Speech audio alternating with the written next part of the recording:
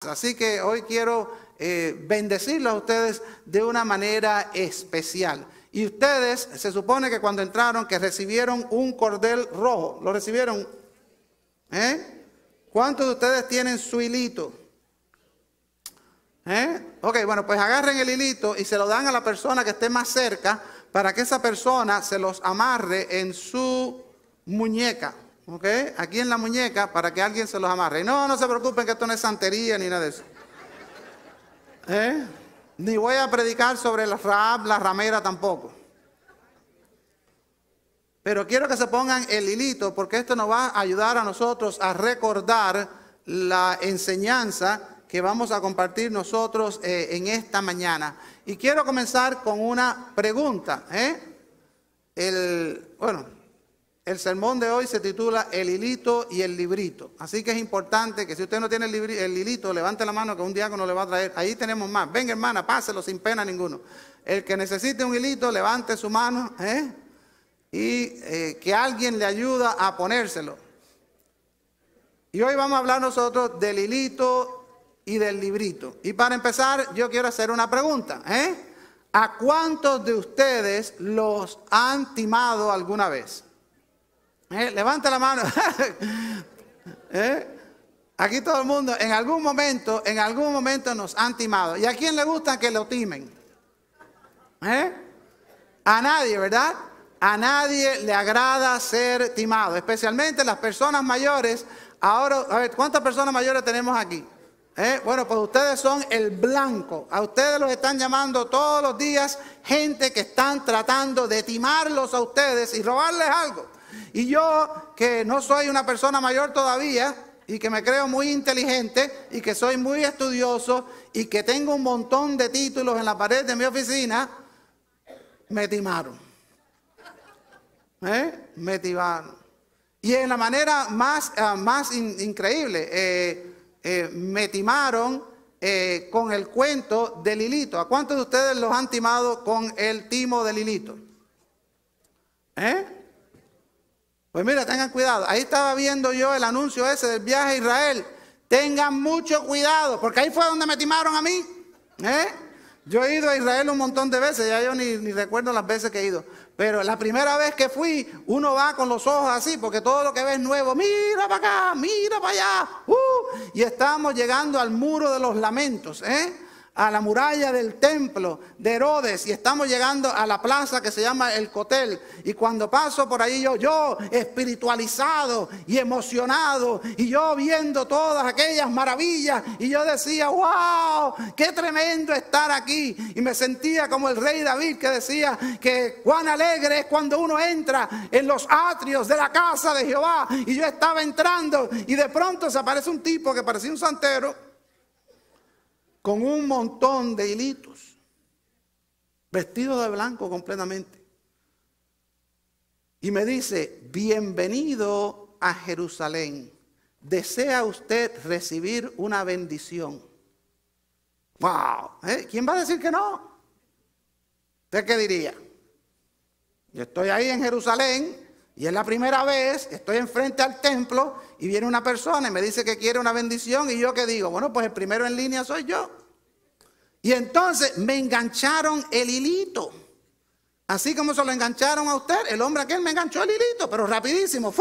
Tengo el hilito enganchado. Y entonces se aparece un tipo disfrazado, porque después me di cuenta de que estaba disfrazado, no era rabino ninguno, dice que era un rabino. Y el tipo aquel tenía el gorro, y tenía el saco, y tenía la barba, y parecía ser un rabino de verdad. Y entonces me pone la mano y empieza a orar. Pero lo interesante del caso es que yo he estudiado hebreo, yo sé lo que leo, y él no estaba hablando en hebreo ninguno, estaba balbuceando. Y aquello me causó un poquito de, digo, bueno, y entonces ya terminó, digo, bueno, amén. Y digo, ya. Y cuando hago así me viro, entonces se aparece otro santero. Pero esta vez parecía un escaparate tipo. Un hombre grande, vestido de blanco, viene para acá y me dice, su donación, por favor.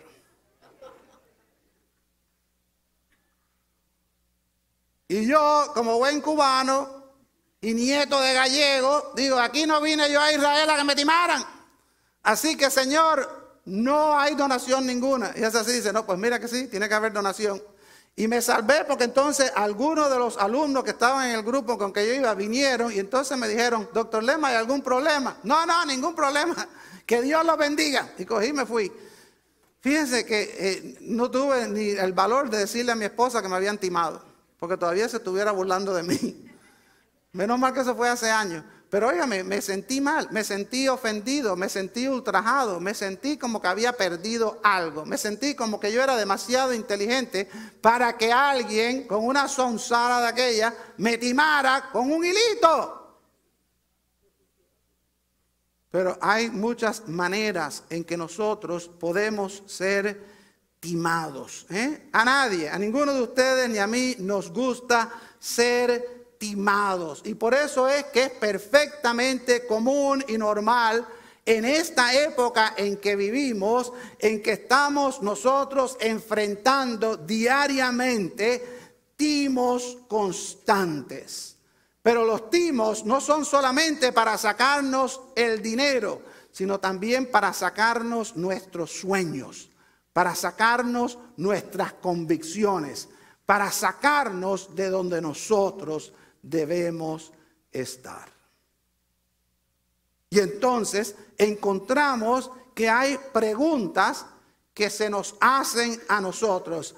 Por ejemplo, una pregunta: ¿por qué creer que Dios existe? ¿Cuántos de ustedes creen que Dios existe? Bueno, yo espero que la mayoría, pero ustedes saben que muchas personas me han dicho a mí, Lema, ¿cómo una persona tan inteligente como tú puede creer en esa bobería? No hay Dios ninguno. Y si usted enciende su televisor, rápidamente va a escuchar el mismo mensaje. Ustedes han sido timados. Ustedes son unos bobos. No hay Dios. No existe Dios. La religión es el opio de las masas.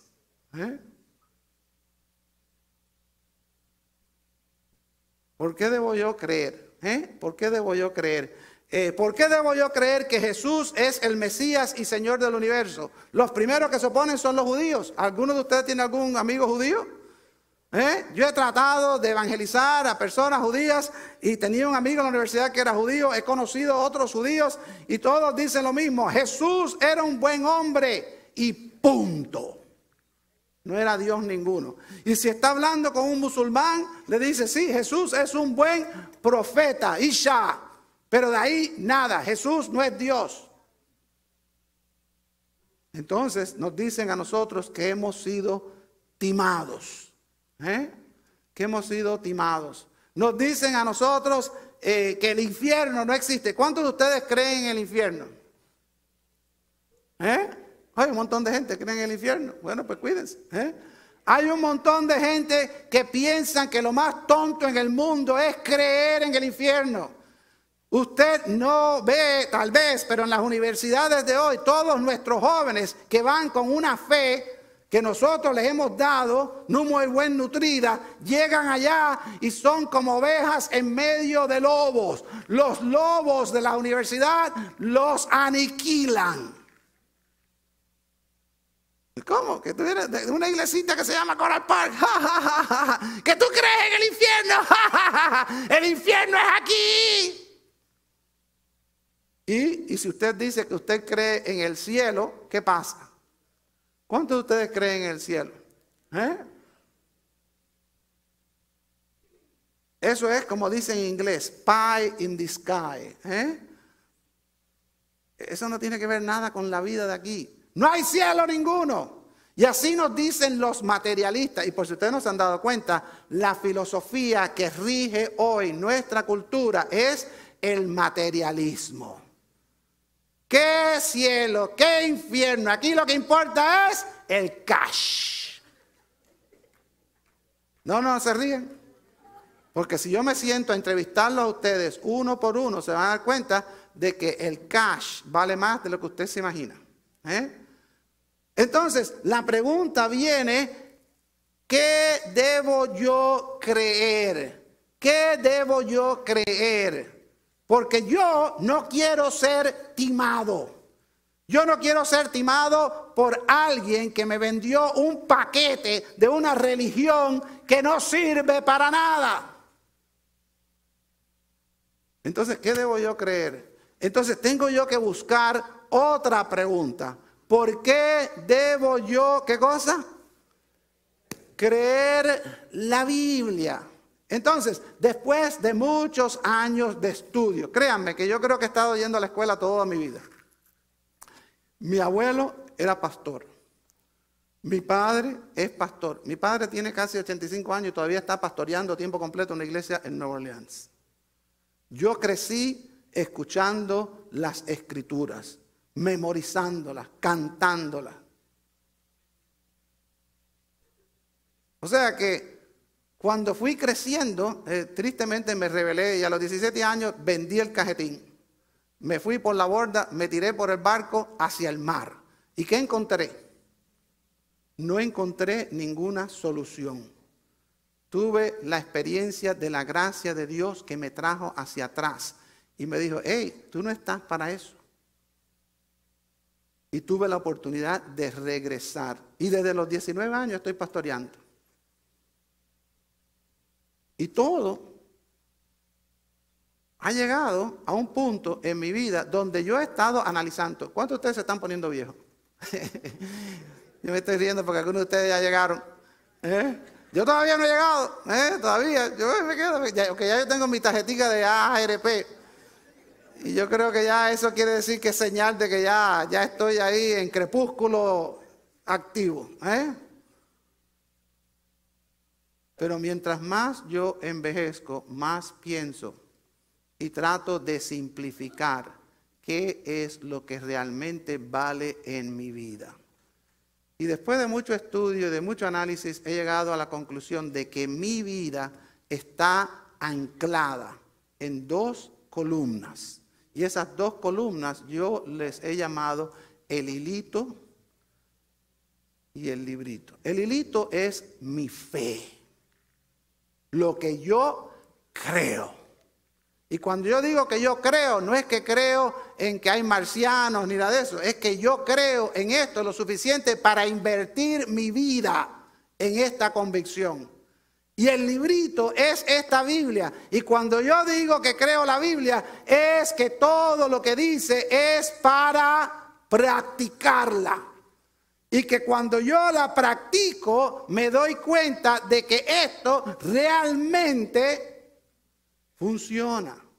Realmente funciona. Entonces yo quiero compartir esto con ustedes para que les quede bien claro. Bien claro. ¿Por qué?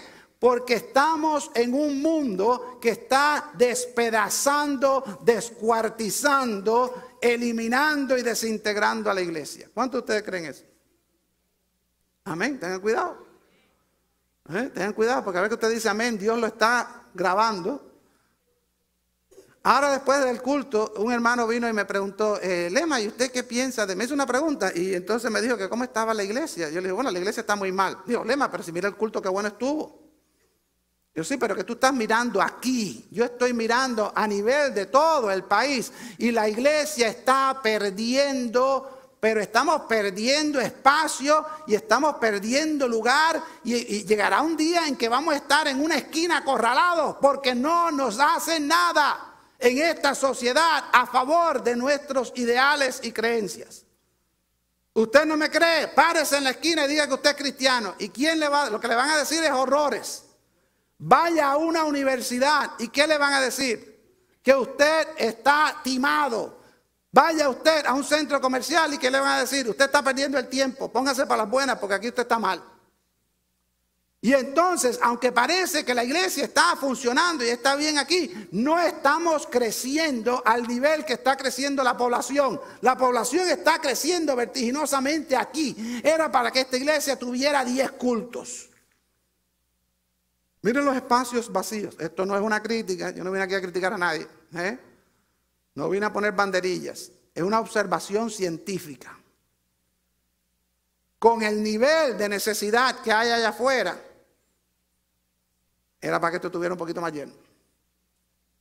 Entonces, ¿qué es lo que impide? ¿Qué es lo que nos está a nosotros afectando? Entonces nosotros estamos rodeados de una cultura que no cree en nada. Estamos rodeados de familiares. Una hermana del primer culto me estaba diciendo que el hijo y la hija no creían en nadie. Que ellos decían que la iglesia esta no creía en la evolución, ni creía en nada de las verdades científicas. Yo digo, bueno, dame un minutico con eso, porque esas verdades científicas no son tan verdades nada. Hay que discutir, hay que obtener el terreno que hemos perdido. Entonces la pregunta es, bueno, ¿y cómo nosotros vamos a hacer esto? ¿Quién no va a dudar y zozobrar ante ataques constantes de nuestro pensamiento religioso? ¿Quién desea ser timado en asuntos de religión? Cuando usted va al trabajo, ¿de qué habla? Ahora está en los partidos de básquetbol de las escuelas colegiales. Está tremendo. Están las eliminatorias y están las grandes sorpresas. Por ejemplo, el equipo de Carolina del Norte, fuertísimo en su sector número 1, lo eliminaron. Quedó eliminado y la gente habla de eso. La gente habla de la moda, la gente habla de Facebook. Pero hay temas que no se tocan. ¿Cuáles son los temas que no se tocan? Política y religión. ¿Y cuáles son los dos temas que a nosotros nos deben importar más? La política y la religión.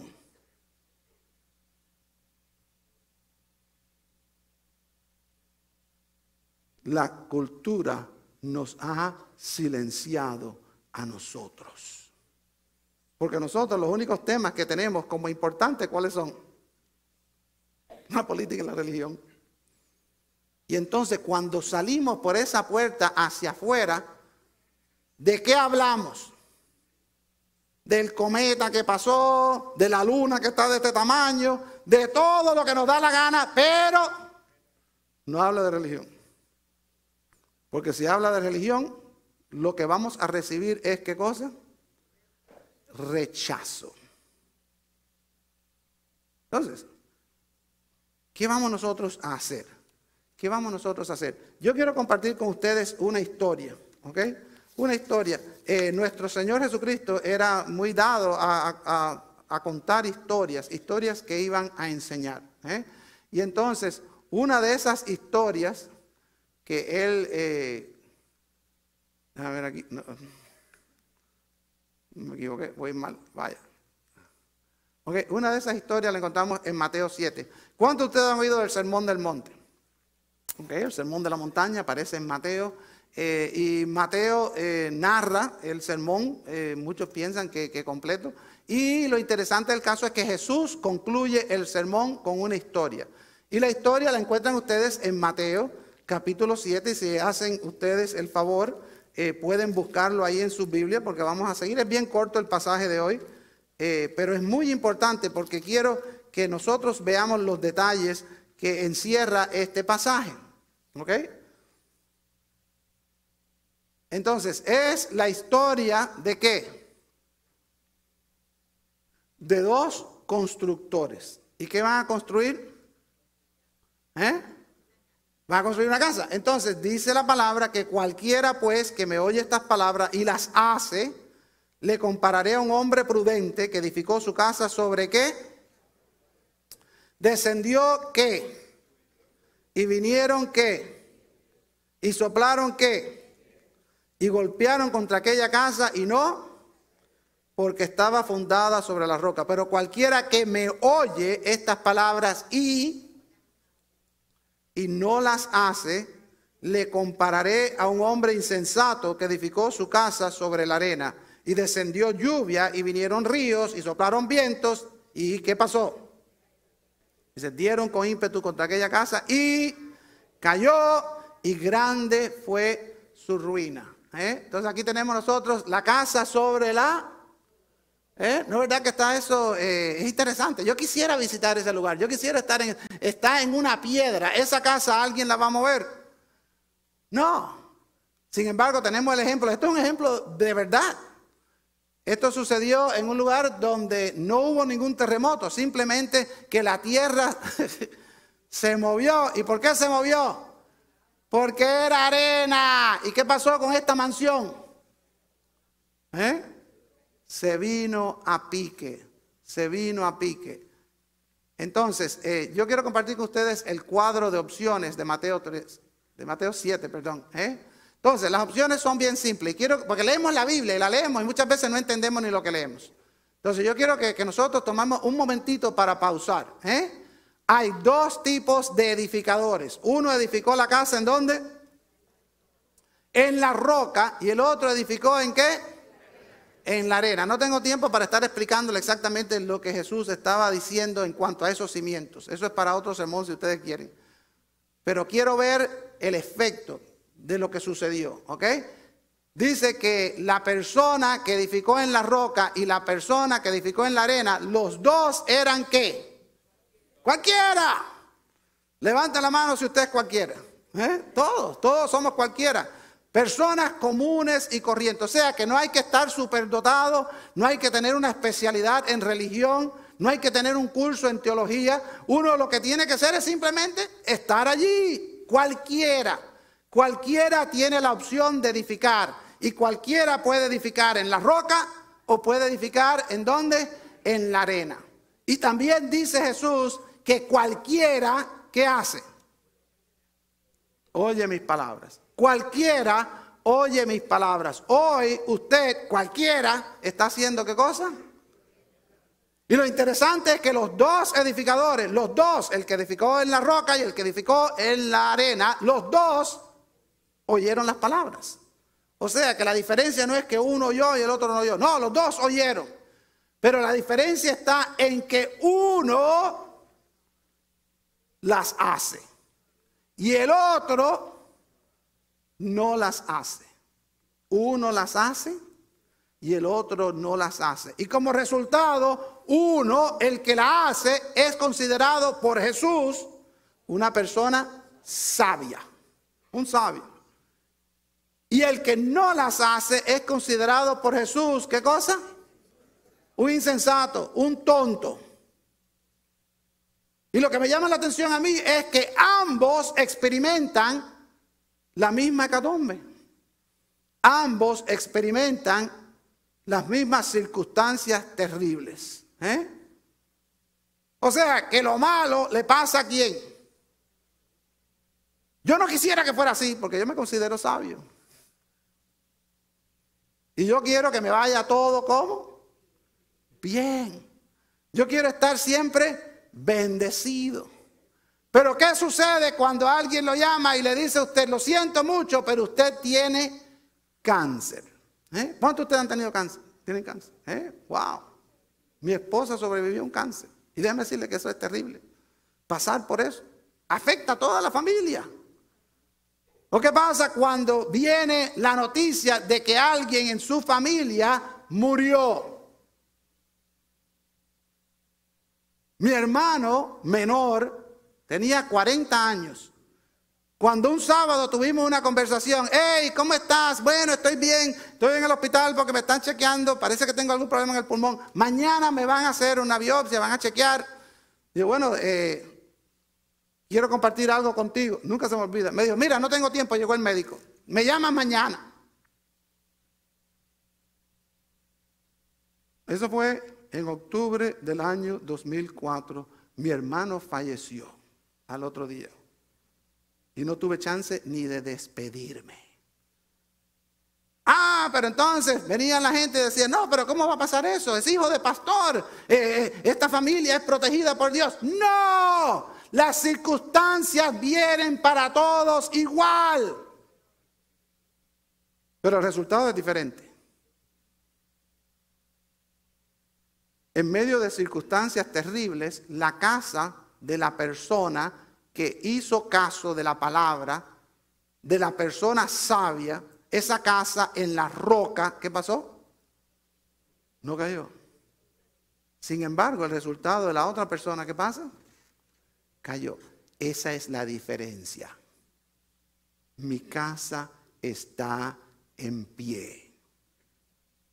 Y todas aquellas personas que usted está compartiendo con ellos en sus trabajos y están en sus cosas, todas esas personas, sus casas están hechas leña. Y si no están, lo estarán. Porque lo único que hace falta es una tormenta. Entonces viene la pregunta para nosotros, si la cosa es así, entonces ¿cuál es la importancia del librito y del hilito? Entonces yo quiero compartir con ustedes en el poco tiempo que me queda lo que es el librito y su historia. Porque este librito tiene una historia. Es un milagro de Dios que usted tenga esto en sus manos hoy. ¿Cuántos de ustedes tienen su Biblia en el teléfono? Levanten la mano. Usted sabe que para que la Biblia suya llegue al teléfono es un milagro de Dios. Para que este librito llegue a mis manos, un montón de gente tuvieron que estar a tono con Dios. Un montón de gente tuvieron que dar su sangre para que esto pudiera llegar aquí. Tenemos nosotros en la Biblia, inclusive, la historia de personajes como Moisés, que le dio al pueblo la ley. David, que dijo qué cosa: lámpara es a mis pies tu palabra y lumbrera. ¿Cuántos de ustedes creen eso? Mentira. Ustedes son unos mentirosos. Yo no los conozco a ustedes, por eso puedo decirlo. Voy a decir, oye, Tella, la gente tuya es un montón de mentirosos. Cuando usted va a tomar una decisión, usted va a la palabra de Dios. Lo más probable es que no. Lo más probable es que no. Porque hoy tomamos decisiones basadas en ¿qué?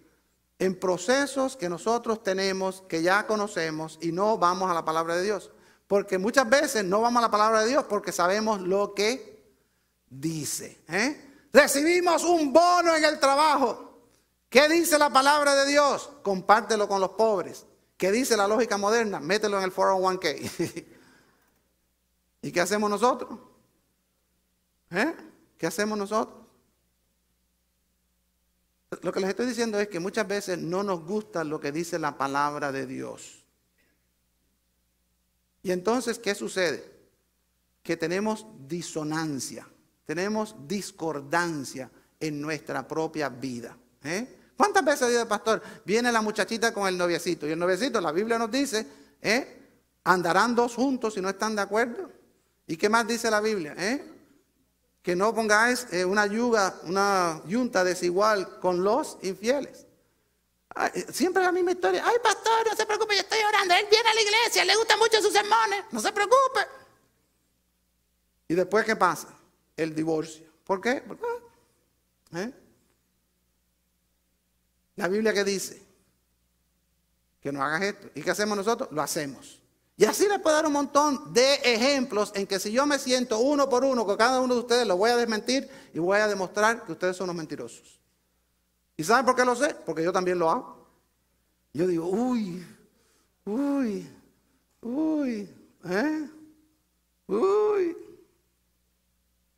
Una mentirita por aquí, un cuento por allá. Y no nos damos cuenta de que la Biblia nos dice que no debemos hacer eso. Entonces, nosotros tenemos que ver que esta historia es una historia que ha sido demostrada con sacrificio. Tenemos Jerónimo, un monje que aprendió el idioma hebreo, el idioma griego, y se metió en una cueva por años para traducir la Biblia del griego y del hebreo a el latín, que se conoce como la Vulgata de Jerónimo. Esa Vulgata fue la que llevó adelante a otros a traducir la Biblia hasta que llega Casiodoro de Reina en el año 1559. ¿Quién había nacido en ese entonces? Nadie, Y en el 1559 Casiodoro de Reina traduce la Biblia en España al español. Y viene la Inquisición y le queman todo. De milagro no lo quemaron a él. Y entonces se va para Suiza y en la ciudad de Ginebra. Entonces empieza otra vez.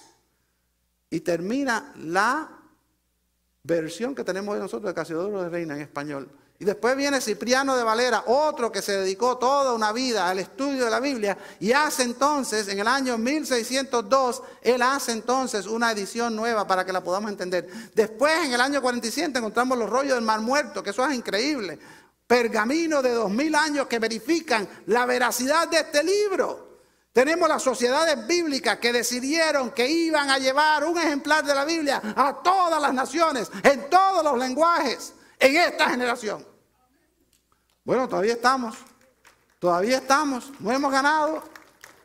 Porque el problema no es que tengan la Biblia. El problema es que lean la Biblia.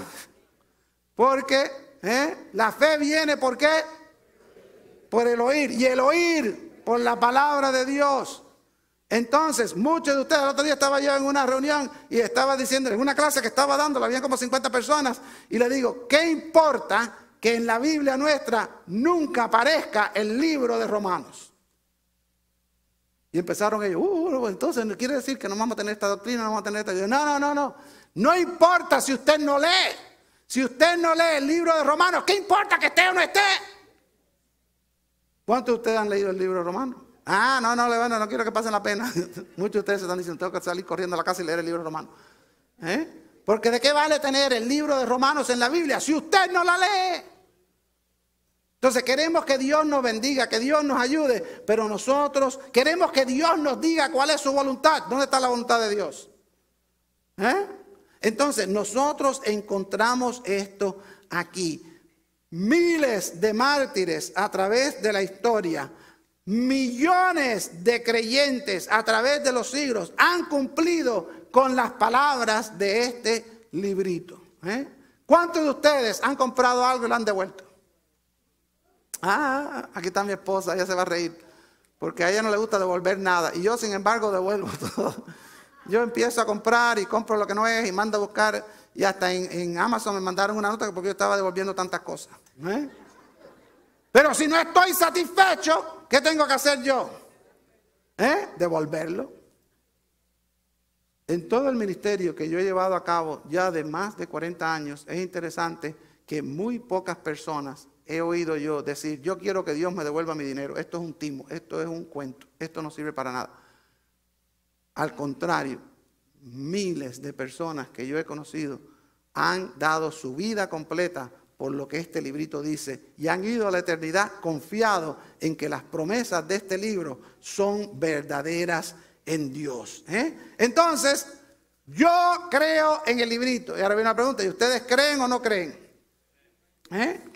Déjenme decirles que es muy importante creer, no solamente creer, porque el problema es que todo lo que tenemos nosotros en nuestra fe cristiana, la gran mayoría del material que tenemos, de lo que se llama el cristianismo, está aquí. Sin la Biblia, yo me atrevo a decir que no tenemos cristianismo. Y usted puede decir, bueno, oigan, pastor, ya usted es un hereje. Eso está un poco fuera de lugar. Usted dirá, no es así, pastor. Sin Cristo es que no tenemos cristianismo. Yo le diría, sí, estoy de acuerdo, pero conocemos a Jesús. Conocemos a Jesús en nuestra experiencia personal con Él. O sea, todos conocemos a Jesús uno a uno en nuestra experiencia personal con Él. Pero conocemos de Jesús por medio de ¿qué? De la Biblia. Y yo me atrevo a decir que conocemos muy poco de Jesús, el Cristo, fuera de las Escrituras. En China están teniendo un fenómeno tremendo de un crecimiento, pero increíble, de lo que es la iglesia cristiana. Todo esto por debajo de lo que es la red del gobierno. La iglesia está creciendo, pero no tienen Biblias. Entonces tienen la experiencia de que tienen a Cristo, pero ellos hacen cualquier cosa. Copian la palabra de Dios hoja por hoja para llevarse un pedacito para su casa. Mi papá estuvo preso allá en Cuba en el cuento ese del UMAP. Y una de las cosas que me decía, siempre nos decía, es que hay que memorizar la palabra de Dios porque uno nunca sabe cuándo va a estar sin ella. ¿Y qué pasa cuando te quitan tu Biblia? Bueno, si no la lees no importa. Muchos de nosotros nos quitan la Biblia y nadie se va a dar cuenta. Porque no la leemos, no la conocemos, no la estudiamos. Entonces, nosotros nos encontramos en un problema. Uno de los errores doctrinales más grandes de nuestro tiempo que yo estoy observando es que hemos enfatizado tanto la experiencia de tener a Jesús el Cristo, o sea, la experiencia de conversión, que es una experiencia subjetiva, lo que llamo yo el hilito, que hemos perdido al Cristo de la Biblia. Entonces, ¿qué decimos? Bueno, yo creo en Jesús. Yo lo único que tengo que hacer es venir aquí una vez a la semana y alabar al Señor. Ya con eso tengo toda la semana. No tengo que evangelizar. No tengo que compartir mis bienes con nadie. Yo no tengo que hacer nada. Lo único que tengo que hacer es venir y oír. ¿Pero qué es lo que nos dice la palabra?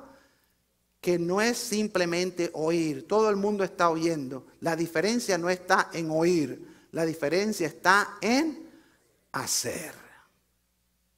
Hay muchos de nosotros que nos vamos a dar una tremenda sorpresa cuando Dios nos revele que nosotros no tenemos entrada en su reino, porque lo único que hicimos era, ¿qué cosa? Oír. Y no hicimos. Entonces, lo que me doy cuenta yo es de que hay que tener muy firme la convicción de que este librito vale la pena. Aquí tenemos una silla. Yo creo que esta silla, cualquiera de ellas, puede sostener mi peso. Pero ¿cuándo es que yo de verdad que demuestro que yo creo eso? Cuando yo me siento. Y mientras yo no me siente, ¿qué pasa? No va a pasar nada. Entonces nosotros estamos diciéndole al mundo, yo soy cristiano, yo creo en la Biblia, yo creo en la Biblia, yo soy cristiano, pero no nos sentamos en la silla.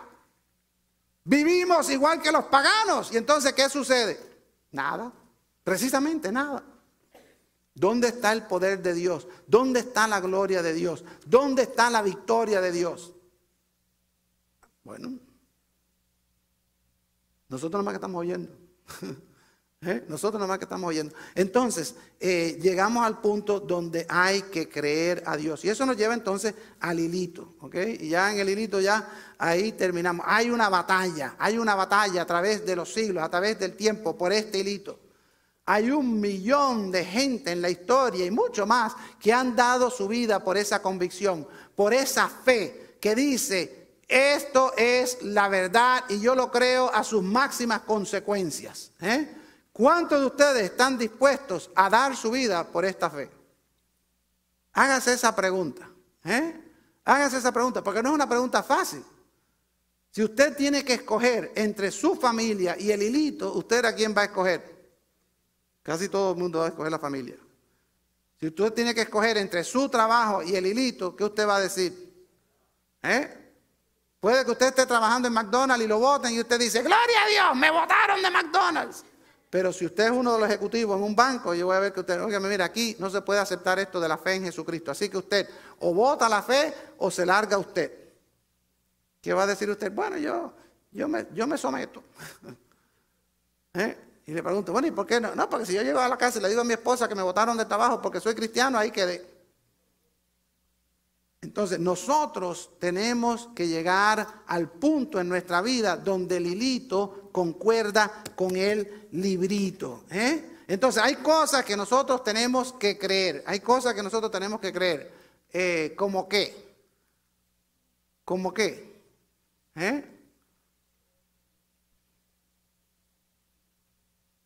¿Ok? Hay que creer en Dios el Padre, el Creador del universo. Él existe, Dios existe. Hay que creer. Y cuando uno cree en Dios, que es, ¿cuántos de ustedes creen que Dios es el soberano del universo? Qué bueno, ¿eh? Pero cuando Dios nos dice, yo no quiero que tú tengas este trabajo. Por ejemplo, yo conozco una muchacha que es cristiana, que es jefa de gerencia de una compañía que vende licor. ¿Ustedes creen que eso es un buen negocio para uno estar cuando uno cree que eso está dañando a las personas? Y yo le he hablado varias ocasiones, tú tienes que soltar ese trabajo. Ay, pero es que ese trabajo tiene tantos beneficios. Y cuando el Señor me dé un mejor trabajo, Dios no te va a dar ningún mejor trabajo. ¿Por qué? Porque tú no crees. Entonces nosotros creemos que Dios es soberano, pero que sea soberano en la vida de otro, no en la vida mía. Jesús el Mesías es el Cristo, el Hijo de Dios, el Salvador, el soberano Señor. ¿Cuántos de ustedes creen en eso? Todos lo creen. Espérate. Jesús, ¿qué hizo por nosotros? Murió en la cruz. Nosotros, ¿qué estamos dispuestos a hacer por Jesús? Nada, ni siquiera levantarnos el sábado por la mañana. ¿Entienden lo que le estoy diciendo? Que el hilito y el librito tienen que ir juntos. El Espíritu Santo de Dios es el agente de nuestra transformación y compañerismo. ¿Cuántos de ustedes están viviendo su vida en el Espíritu? Nadie levantó la mano. ¿Qué sucede? Que Jesús dijo, cuando yo me vaya, yo voy a enviar al Consolador, el Parácletos, que va a venir al lado de ustedes. Dice, y Él los va a enseñar, ¿qué cosa? Él os va a enseñar mi palabra. Y después dijo una cosa bien interesante, mi palabra es verdad. Entonces, si nosotros andamos en el Espíritu, vamos a estar ¿en qué? En la palabra, porque la palabra es verdad. Y entonces llegamos nosotros al punto donde el hilito y el librito son inseparables. Los dos tienen que ir juntos. ¿Ustedes creen eso? El hilito y el librito van juntos. ¿Ok? El hilito y el librito van juntos. Y yo quiero ilustrar eso de una manera un poco gráfica. Y es la única manera que se me ocurrió para que ustedes entendieran esto. El problema de nosotros hoy en el mundo y en la iglesia es que hay una divergencia muy grande entre lo que dice el librito y lo que es el hilito. Muchos de nosotros decimos, tenemos el hilito, pero la gente se dan cuenta de que el hilito de nosotros no concuerda ¿con qué? Con el librito. Y muchos de nosotros ni siquiera nos damos cuenta. Estamos viviendo una vida que realmente tiene mucho que desear. Entonces yo traje aquí un salvavidas, ¿ok? Y una soga. Y déjame bajar para aquí abajo, para que ustedes entiendan bien esto. ¿A cuántos de ustedes les gusta bucear? A mí me gusta bucear. Y entonces lo que hago yo cuando voy a la playa es que me amarro una soga. ¿Ven esta soga? Esta soga representa ¿qué cosa? El hilito. Entonces, claro, ustedes tienen un hilito más chiquito, pero entonces yo lo que hago es que me amarro con esto. Y entonces el otro lado lo amarro aquí. Entonces el hilito está amarrado ¿a quién? El hilito está amarrado a mí. Este es mi hilito, este es mi cordón. Aquí estoy yo. Y entonces amarro la otra parte ¿a qué? Claro, cuando yo voy a bucear tengo uno mucho más grande. Lo iba a traer, pero es demasiado grande. ¿Ok? Entonces tengo ese grande y entonces voy yo afuera y nado bien lejos. Pero estoy siempre confiado ¿en qué? En que si tengo algún problema, un calambre, que me cansé, que salió un pescado, algún tiburón, para allá voy corriendo y me subo ¿en dónde? Esto no se hunde. Esto no se hunde y esto no se rompe. Y mientras yo estoy amarrado al hilito y el hilito está amarrado al librito, yo puedo ir a donde sea y enfrentarme a lo que sea. Pero no solamente eso, cuando yo tengo el hilito y estoy firme, y cuando tengo el librito, entonces ¿qué puedo hacer yo? Uy, se me fue. Estaba tratando aquí de a ver si, Mark es el hijo mío menor, a ver si lo puedo agarrar. Mark, vamos a jugar al jueguito este. No, si se va para allá, otro lo tiene que coger. ¿Qué puedo hacer yo? Puedo rescatar a otros. Esta es la manera en que Dios nos ha dado para la iglesia crecer. El mundo vive a la deriva. No, en serio. El mundo vive en la oscuridad. Para yo alcanzar a nadie, tengo que tener el hilito y tengo que tener el librito. Eso es lo que me mantiene a mí y ese es mi testimonio. Yo tengo amigos míos que son, yo voy a las reuniones estos de educadores y de teólogos, y hay un montón de teólogos que están más perdidos que una gaviota en una tormenta. Y ellos me dicen, pero ¿cómo tú puedes creer todos esos mitos del librito? ¿Y cómo tú puedes poner tu fe ahí? Y digo, porque hasta ahora nunca me ha fallado. Y yo veo mi vida, y yo veo que yo soy un cliente satisfecho, y yo veo la vida de él. Si yo digo el nombre de una persona bien famosa, homosexual, por cierto, y vive una vida que él nunca va a encontrar la felicidad. Y es profesor de religión en una universidad muy prestigiosa. Y entonces él me dice, bueno, ¿verdad que para ti ha funcionado? Y yo, no, eso también puede funcionar, ¿para qué? Pero ¿cuál es el problema que tiene el amigo mío? Que él sabe lo que dice el librito. Y entonces, ¿qué? Cuando el librito dice, bueno, pues tiene que soltar todo aquello que tú tienes, ¿qué dice él? No. Y le pasa como el joven rico, que el Señor, ¿qué fue lo que le dijo? Ven, ven, sígueme, tú estás cerca de la vida eterna. Lo único que tienes que hacer es, ¿qué cosa? Deja todo lo que tiene. ¿Y qué pasó? Que tenía muchas posesiones. Ok, Mark, suelta para acá. Bueno, yo quiero hacer una invitación y con eso ya concluimos. Este es un momento de decisión. Este es un momento de decisión. Yo quiero que usted baje su rostro un momentito nada más para que usted reflexione cómo está su hilito y cuál es su creencia en cuanto al librito. Y si su librito y su hilito están bien amarraditos. Porque si yo tengo mi hilito y yo tengo mi librito donde tiene que estar, entonces Dios me puede usar para rescatar al mundo. Entonces esta iglesia va a ser lo que es. Esta iglesia no es un museo de santos. Esta iglesia es una estación de rescate. Esta iglesia no es un club de cristianos. Esta iglesia es un hospital de gente rota. Pero eso no va a suceder hasta que nosotros estemos bien firmes en la convicción de que sabemos lo que creemos, el hilito, y que sabemos que la Biblia es la única y verdadera palabra de Dios. Yo voy a orar y la invitación es bien simple. Lo único que tiene que hacer como señal, esto es delante de Dios, a mí no me pagan por comisión ni nada de eso.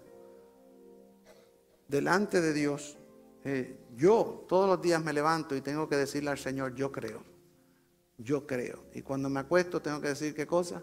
Yo creo. Y cada día, mientras más estudio la palabra de Dios, más me doy cuenta de que me habla a mí. De que guía mis pasos. De que es una luz en mis decisiones. De que abre puertas y cierra puertas. Que usted hoy se comprometa y diga, yo quiero asegurarme de que el hilito de mi creencia y de que el librito que yo digo que creo, que son juntos, que van unidos. Yo quiero comprometerme hoy. Si usted no lee la Biblia, comprométase a leer la Biblia. Si usted no ha probado su fe, comprométase a probar su fe.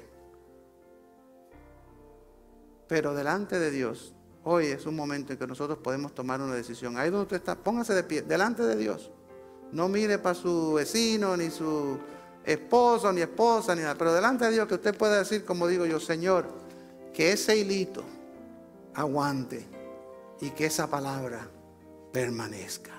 Y que yo pueda vivir fielmente bajo la cobertura del hilito y del librito. Señor Jesús, en este momento venimos delante de ti pidiendo que tú nos des la gracia y la bendición de poder restaurar nuestra confesión de fe. Que nuestro hilito de verdad que sea vibrante y que sea fuerte y que pueda aguantar, Señor, todo lo que las tormentas de la vida nos lancen, todos los argumentos que nos presenten en el mundo, todo lo que nos tire esta cultura. Y Señor, que podamos permanecer firmes, siempre fundamentados y cimentados en tu palabra, la cual permanece para siempre. Que podamos nosotros ser una iglesia, que podamos ser personas, que la gente enseguida puedan darse cuenta de que nosotros vivimos según el hilito y el librito. Que podamos dar testimonio de que estamos aquí para rescatar a esta generación para Cristo. Señor, el único que puede hacer eso eres tú.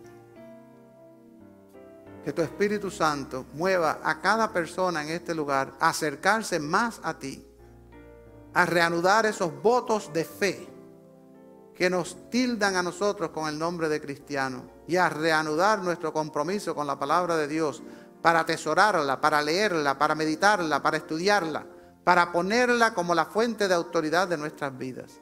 Y así es que nosotros vamos a honrar a nuestro Señor Jesús. Y así es como vamos a hacer nosotros el reino de Dios aquí en esta tierra. Y así es como vamos nosotros a brillar como las estrellas en el firmamento. Ahora, Señor, yo te pido que el amor de Dios nuestro Padre, la gracia de nuestro Señor Jesucristo y la comunión del Espíritu Santo sea siempre con nosotros. Y la iglesia dice, amén.